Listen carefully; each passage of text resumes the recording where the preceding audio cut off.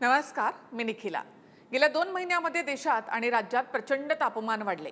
लोक अगदी पावसाची आतुरतेने वाट पाहत आहेत। आज 12 तारीख उजाडली तरी सुद्धा पाऊस पडण्याची चिन्ह नाहीये। प्रशांत महासागरामध्ये अल निनो सक्रिय झालाय।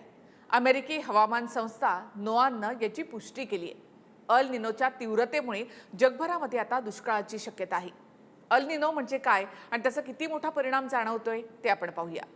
तर प्रशांत महासागरामधील पाण्याच्या पृष्ठभागाचं तापमान हे सरासरीपेक्षा अधिक उष्ण होतं। प्रशांत महासागरामधील पाण्याच्या पृष्ठभागाचं तापमान वाढल्यामुळे जगभरामध्ये सुपर अल निनोचा धोका निर्माण झालाय। अल निनोच्या प्रभावाने तापमान सामान्यापेक्षा 3 ते 4 डिग्री सेल्सिअसनं वाढून भारतामध्ये भीषण दुष्काळ आणि तीव्र उष्णतेच्या लाटा येतात। अल निनोमुळे नैऋत्य मान्सूनचं चक्र जे आहे ते बिघडतं आणि पावसाचे दिवस कमी होतात। सलग कोरडा हवामान राहून मध्येच कधीतरी मुसळधार पाऊस पडतो, ही देखील एक शक्यता असते आणि त्यामुळे मान्सून 40% घटू शकतो। तर याआधी अल निनो कधी आला होता तर ते आपण पाहूया। तर 1997-98 मध्ये आणि 2015-16 मध्ये अल निनोचं संकट आलं होतं, मात्र त्याचा प्रभाव फारसा जाणवला नाही।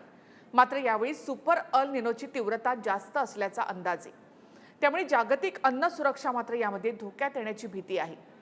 शेतीसोबतच वीज निर्मितीवर देखील त्याचा मोठा परिणाम होणार।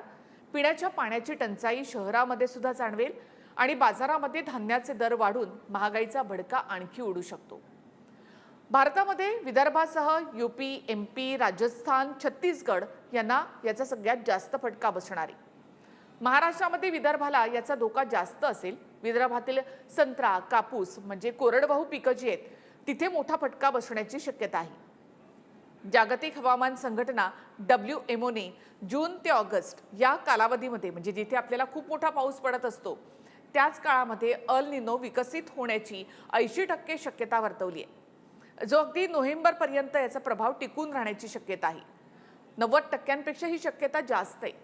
भारतामध्ये खरीप हंगामाची पेरणी जूनमध्ये सुरू होते। सप्टेंबरपर्यंत 4 महिन्याच्या मान्सून हंगामामध्ये वार्षिक पावसापैकी 80% पाऊस आपल्याकडे पडतो।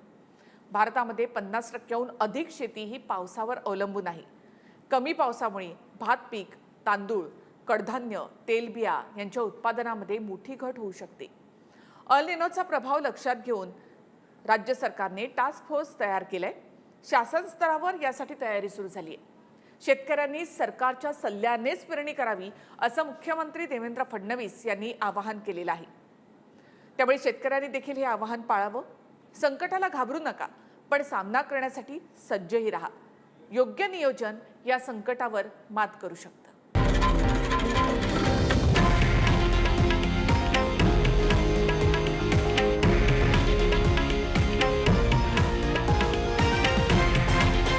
हे आहे देशातील नंबर 1 न्यूज नेटवर्क आणि आपण पाहत आहात TV9 मराठी, एकमेव।